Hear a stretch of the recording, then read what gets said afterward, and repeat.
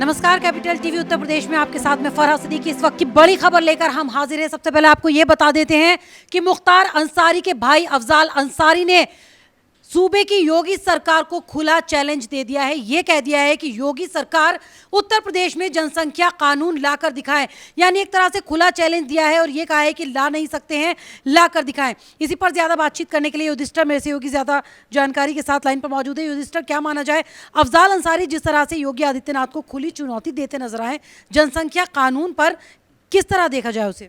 देखिए, अब जो स्थिति है, जनसंख्या नीति जो लेकर आई योगी सरकार, खासतौर पर उत्तर प्रदेश के लिहाज से तो काफ़ी ठीक है। कारण उसका ये है कि 2000 के बाद जनसंख्या नीति आई थी उत्तर प्रदेश में, जो 2016 के लक्ष्यों पर निर्धारित थी, लेकिन अब जो जनसंख्या नीति है वो 2030 के लक्ष्यों पर आधारित है। इसका सीधा जो श्रेय है वो योगी सरकार इसलिए लेना चाहती है क्योंकि अगले साल विधानसभा चुनाव हैं और बड़ा मुद्दा भी जनसंख्या नीति है और लगातार आवाज़ें भी उठती आई हैं, या फिर कई साधु संतों ने इसके खिलाफ मोर्चा भी खोला था कि जनसंख्या नीति आनी चाहिए और हम दो हमारे दो ये नीति हो जाए या फिर एक बच्चा। इस पर विवाद उठा, विपक्षी पार्टियों ने अपने अपने तर्क दिए और जो अफजाल अंसारी हैं इन्होंने जो बयान दिया है, खुली चुनौती दी है कि भाई योगी सरकार लेकर आए हम देख लेंगे। तो इनका जो बड़ी बात यह है कि इनके जो भाई हैं मुख्तार अंसारी, वो जेल में बंद हैं। पिछले 2 साल से वो तमाम बीमारी का बहाना बनाकर कांग्रेस के संरक्षण में वहाँ जेल में आनंद ले रहे थे, वीआईपी सुविधाएं ले रहे थे। लेकिन अब योगी सरकार सत्ता में आई तो उन्होंने पंजाब की जेल से शिफ्ट करा दी उत्तर प्रदेश जेल में। बता रहे हैं कि उनकी हालत ख़राब हो गई है, चेहरा उतरा हुआ है और मतलब एक तरह से उनकी हालत ही ख़राब हो गई है। टीवी नहीं मिल रही है, वो बार बार हाई कोर्ट में जाकर के गुहार लगाते कि टीवी नहीं है मेरे लिए, सुख सुविधाएं नहीं मिल रही हैं और ये वो है। तो इन्हें पता लग गया है कि कुछ ना कुछ तो हमें निकालना पड़ेगा सरकार को बदनाम करने के लिए और विपक्षी पार्टियों को उनको हवा देने के लिए कोई मुद्दा निकालना पड़ेगा कि जो योगी सरकार है वो हम पर जुल्म ढा रही है। और यहाँ तक कि अब जो जनसंख्या नीति लाने की जो बात कही योगी सरकार ने, उसका ड्राफ्ट भी तैयार हो गया है। तो इसको क्या तोहफा जा रहा है कि ये मुसलमानों के खिलाफ है, जबकि ऐसा सवाल ये युधिष्ठिर, कई लोग इसे कह रहे हैं कि मुसलमानों के खिलाफ है, कई मुस्लिम नेता भी निकल कर आए, उलेमा भी निकल कर आए, यही कह रहे हैं कि मुसलमानों के खिलाफ है, यानी इस तरह से मुसलमानों के खिलाफ बताकर फिर से योगी सरकार को टारगेट करने की कोशिश। बिल्कुल, ये इनका एक कह सकते हैं चुनावी स्टंट है। ये विपक्षी पार्टियों का, कोई भी पार्टी हो, चाहे सपा हो, बसपा हो, कांग्रेस हो, कांग्रेस तो खासकर मुसलमानों के नाम पर राजनीति करता ही है। उसने कई सालों तक जो है राज किया, लेकिन मुसलमानों की कोई दशा और दिशा नहीं बदली। इन्होंने सिर्फ उनके नाम पर राजनीतिक रोटियां सेकी। मंत्रालय भले ही बनाए इन्होंने, 2011 में मंत्रालय बनाया तो उससे कोई फायदा नहीं मिला। अब मोदी सरकार जब आई तो इन्होंने हाल ही में मुसलमानों के बच्ची के लिए, जो जितने भी हैं जो पढ़ रहे हैं, उनके लिए 5 करोड़ रुपए की जो है एक तरीके वजीफा का ऐलान किया था।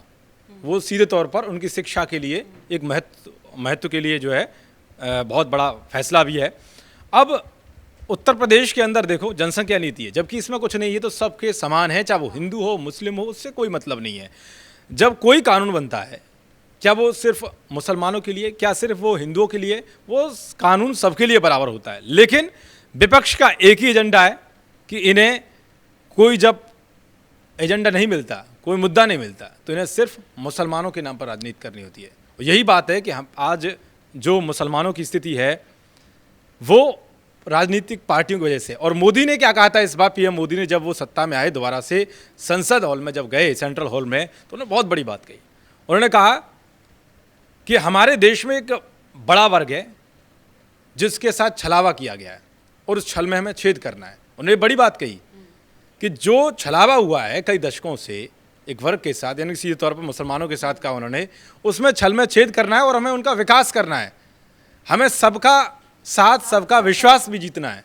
तो उन्होंने ये बात कही थी। लेकिन विपक्षी नेताओं को ये बात रास नहीं आ रही, इसलिए मुख्तार अंसारी के जो भाई हैं वो कह रहे हैं कि ये जनसंख्या नीति जो है लेकर आओगे तो देख लेंगे और ये मुसलमानों के खिलाफ है और ये तो बहुत बवाली जो है नीति है। तो ऐसा कुछ नहीं है। अब देखिए, उत्तर प्रदेश की जो जनसंख्या है वो 23 करोड़ से ज़्यादा है और जनसंख्या विस्फोट ही हमारे समाज में एक बड़ी दुविधा है, क्योंकि कुपोषण हो, बेरोजगार हो, ठीक है, और शिक्षा हो, स्वास्थ्य हो, ये तभी सुविधाएं, तमाम तरीके की चीज़ें हमारी तभी ठीक हो सकती हैं जब हमारी जनसंख्या पर कंट्रोल होगा। सभी लोगों तक सुविधाएं पहुंच पाएंगी, जो सरकारी योजनाएं हैं उसका फायदा मिल पाएगा। लेकिन वो ये सब नहीं सोचते, बल्कि अब ये कहते नजर आ रहे हैं अफजाल अंसारी कि जो गरीब है, जिनके ज़्यादा बच्चे हैं, उनके पेट पर लात मारने की ये कोशिश कर रही है योगी सरकार। अब सोचिए उनसे ये कैसे बयान लाते हैं, मतलब इनके बयान भी कोई तर्क ही नहीं है, इनका तर्क है ही नहीं। अब ये बात बताइए, जिस गरीब के पास खाने के लिए अनाज नहीं है, उसकी तिरपाल तक नहीं है ओढ़ने के लिए, वो 5 बच्चे उसके पैदा हो रहे हैं, तो क्या ये गरीबों के लिए अच्छी बात है? भाई जितना आपकी चादर है उतने पैर बिछाओगे तो ठीक रहोगे। अब चादर छोटी है तो उसके हिसाब से हमें उसको मैनेज करना होगा। तो ज़्यादा बच्चे होंगे तब स्थिति सुधरेगी उत्तर प्रदेश की, या गरीबों की, या फिर कम बच्चे होंगे? पता नहीं, ये पढ़े लिखे बनते हैं खुद के लिए। कुछ नेता ऐसे हैं जिनकी पता नहीं, या तो इनका दिमागी संतुलन खराब हो गया है, शायद इस तरीके की बातें करते हैं, और इनका पीछे का जो तर्क होता है बिल्कुल अलग ही होता है। आप सोचिए, गरीब है, उसके अगर एक बच्चा ही रहेगा तो अच्छे से पढ़ा भी पाएगा, जो सरकार की योजना है वो भी अच्छे से ज़मीनी हकीकत पर पहुंच पाएंगी। सरकार भी सोचती है कि ज़्यादा से ज़्यादा लोगों को तभी फ़ायदा मिल सकता है जब जनसंख्या कंट्रोल पर उनका नियंत्रण होगा। इसीलिए अभी हाल ही में बता रहे हैं कि अगस्त में अब कानून लाने वाले हैं। ये हैं, क्या नाम है, राकेश सिन्हा हैं, उन्होंने बताया है कि जो है हम लाने वाले हैं, और ये 15 अगस्त से पहले ड्राफ्ट आएगा।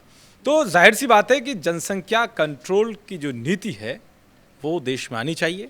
ये आवाज़ यहाँ पर एक सवाल खड़ा होता है, जनसंख्या कंट्रोल की नीति आनी तो चाहिए, लेकिन कुछ लोग जिस तरह से मुसलमानों के लिए बता रहे हैं कि मुसलमानों पर प्रहार है ये योगी सरकार का, क्या ये उनको समझ में नहीं आता है कि मुसलमानों पे कैसे प्रहार है? जब कम बच्चे होंगे तो अच्छी सुविधाएं मिलेंगी, सरकारी योजनाओं का मुसलमानों को भी तो फायदा मिलेगा। ये तो सोचना चाहिए इन लोगों को। मुसलमान अब समझदार हो गया। देखिए, ऐसी बात नहीं है, पिछले 6 या 7 साल की मैं बात करूं, पिछले 6 या 7 साल में देश की राजनीति में एक बड़ा बदलाव है, लोगों की सोच में बड़ा बदलाव है। यही कारण है, चाहे वो 3 तलाक का मुद्दा हो, मुसलमानों के लिए बड़ा था 3 तलाक का, क्योंकि न जाने कितनी महिलाओं के साथ जुल्म हुआ, वो प्रताड़ना झेल रही थी उसकी, लेकिन 3 तलाक मोदी सरकार ले आई, तो ये उनके लिए बहुत बड़ी बात है। इसके अलावा इन्होंने मुसलमानों के लिए जो बच्चों के लिए वजीफ़ा का ऐलान किया, शिक्षा की नीति में भी बदलाव किया, उसमें भी कई चीज़ें ने प्रावधान किया, तो ये कहीं ना कहीं मोदी सरकार की ओर से मुसलमानों को ऊपर उठाने के लिए कहा गया है, ना कि मुसलमानों को दबाने के लिए। और ये जो बात कर रहे हैं कि भाई जनसंख्या नीति से ये हो जाएगा, आप देखिए योगी, सीएम योगी पर ये आरोप लगाते कि मुसलमानों के खिलाफ चलते हैं। अभी आप देखिए, एक भी दंगा नहीं हुआ है उत्तर प्रदेश के अंदर। अभी जो सीए प्रोटेस्ट हुआ था, अगर वहाँ दूसरी सरकार होती तो क्या हाल होता, शायद किसी को नहीं पता था। दूसरी बात, गोरखपुर में खुद सीएम योगी ये बता चुके हैं कि वहाँ पर इतना जो लोगों को फ़ायदा मिलता है, चाहे वो हॉस्पिटल्स का हो, चाहे वो उनके खाने पीने का फ़ायदा हो, गोरखपुर के आसपास के इलाकों में सबसे ज़्यादा मुसलमानों को फ़ायदा मिलता है। लेकिन फिर भी एक टैग लगा दिया गया इनके ऊपर कि ये मुस्लिम विरोधी सरकार है, देश विरोधी सरकार है, ये हाय हाय। अब देखो, ये रोजगार को लेकर के हंगामा, लेकिन सच्चाई पे नहीं है। ठीक है, पेट्रोल डीजल के दाम बढ़ रहे हैं, आप बिल्कुल करिए, आपकी जायज़ है, आप उसको प्रोटेस्ट करिए, अपने हिसाब से जनता तक अपनी आवाज़ पहुंचाइए, और आपके साथ जनता आएगी। अब देखिए, इनका जो किसान आंदोलन चल रहा है, मैं बात कर रहा हूँ 1900 के दशक की बात है, 1997 की लगभग।